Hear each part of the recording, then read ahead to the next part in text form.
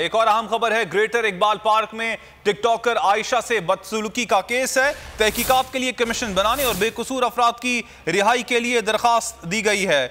मुनीर, इस केस के हवाले से आपके पास क्या तफसीलात हैं?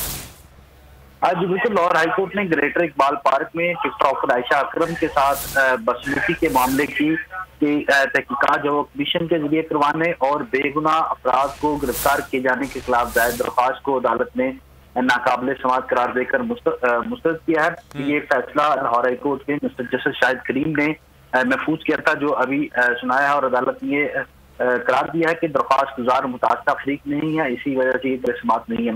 इससे कबल जब केस की समाअत शुरू हुई तो अदालत ने यह सरकार किया था कि आप इस केस में किस तरह मुतासरा फरीक आएगा तो अदालत इसको देख लेगी। इस तरह की बिलाजवाज दरख्वास्तों की वजह से अदालतों पर बोझ बढ़ रहा है।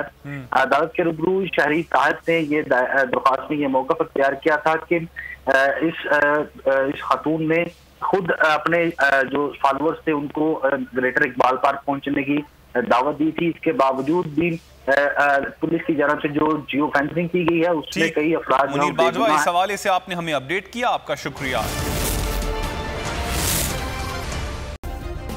सब्सक्राइब करें और बेल दबाएं ताकि कोई खबर रह न जाए।